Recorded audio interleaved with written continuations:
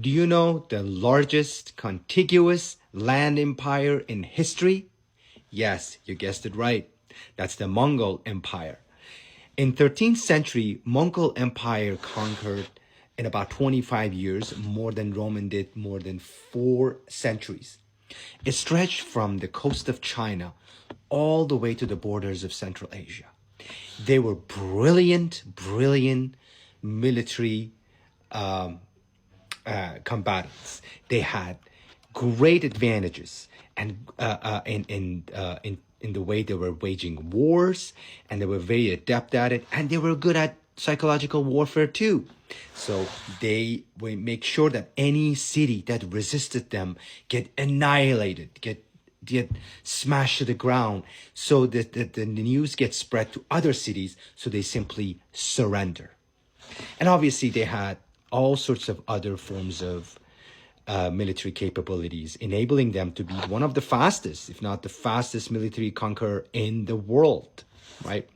Obviously, we're not going to talk about the Mongolian Empire. We might come back to it later. But really, you have to think about that empire. We have had empires like Mongolian Empire, the Roman, Ottoman, and now, as some argue and I argue, a U.S. empire.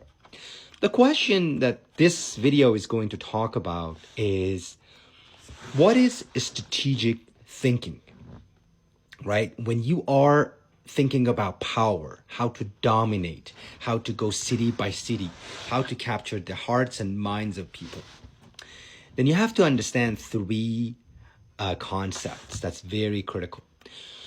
And we will get back to these concepts again in later videos. But number one is tactics. Tactics is really about winning immediate engagement, right? I would like to win a battle, a negotiation. You can imagine you're going to buy a car at a dealership. The tactical perspective that you have is that I want to negotiate to get the best deal to get this car, right? That's the tactical decision that you're making about how to get the best deal out of the dealership, right? That's a tactical view. The second one is a strategic thinking. Obviously, when we talk about strategic thinking, we talk about in management, they talk about it. In other disciplines, they talk about it. But here, strategic is about not winning the war, not winning just the battle, but winning the war. It's about military and bigger strategic thinking. If I want to bring it to your daily lives, is you may want to buy a car. You decide to buy a car because you think it's the right time to go out there and buy a car.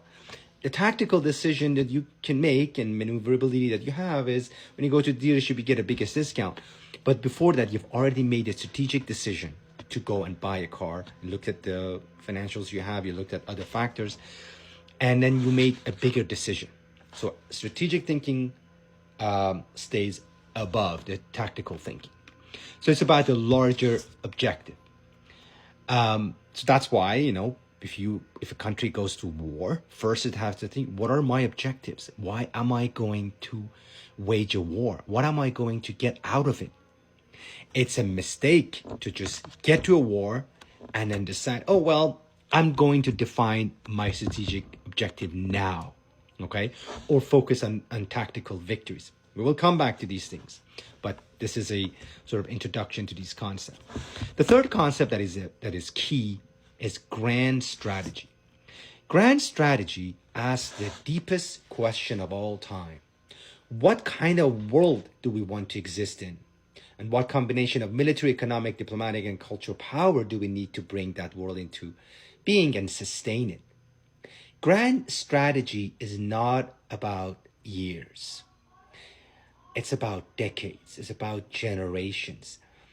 It's the way of looking at life. It's the deep understanding of the life we live in, right?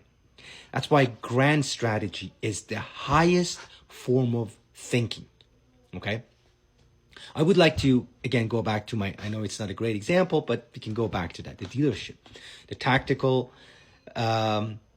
element of it is how you get the most out of your negotiation with the dealership. The strategic thinking is, oh, well, I want to get a car because then I can, go to work, without hopping on a bus or taking a train.